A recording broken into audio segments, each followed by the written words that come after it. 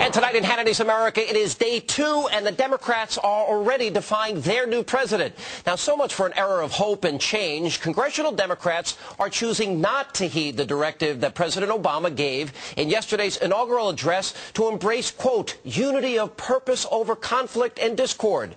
Instead, these Democrats appear to prefer what the president referred to as the divisiveness that, quote, has strangled our politics.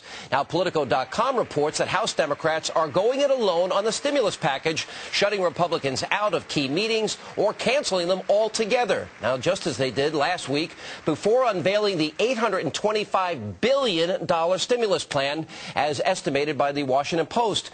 Now, the bipartisan spirit of President Obama's administration will hinge on whether he can get his party in order. But the president's bailout package may have larger hurdles than feisty Democrats.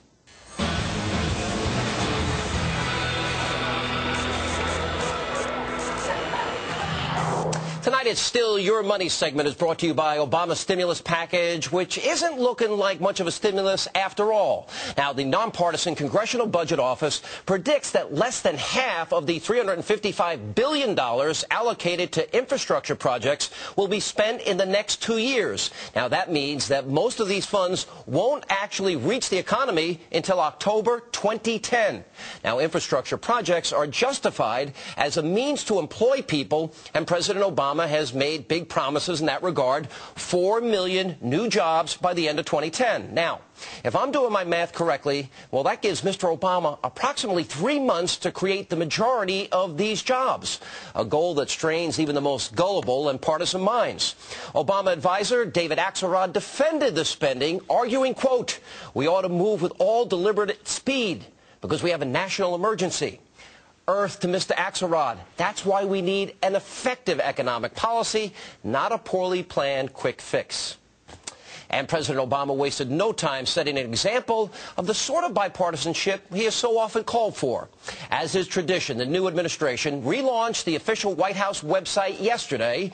In reference to Hurricane Katrina, the revamped webpage takes a swipe at President Bush saying, quote, President Obama will keep the broken promises made by President Bush to rebuild New Orleans and the Gulf Coast. He and Vice President Biden will take steps to ensure that the federal government will never again allow such catastrophic failures in emergency planning and response to occur. Now, the president decried petty grievances in his inaugural address yesterday. Perhaps Mr. Obama needs to take his own advice. Meanwhile, the president continues the fight to get his cabinet members confirmed. In Timothy Geithner's hearings today, the Treasury Secretary-designate took some time to apologize for his hiccup of a tax problem. These were careless mistakes. They were avoidable mistakes, but they were unintentional.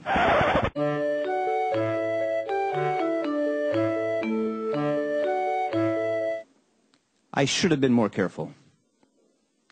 I take full responsibility for them.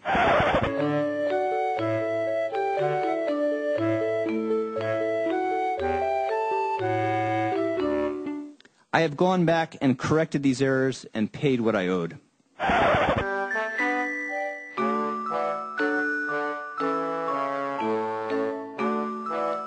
I want to apologize to the committee for putting you in the position of having to spend so much time on these issues when there is so much pressing business before the country.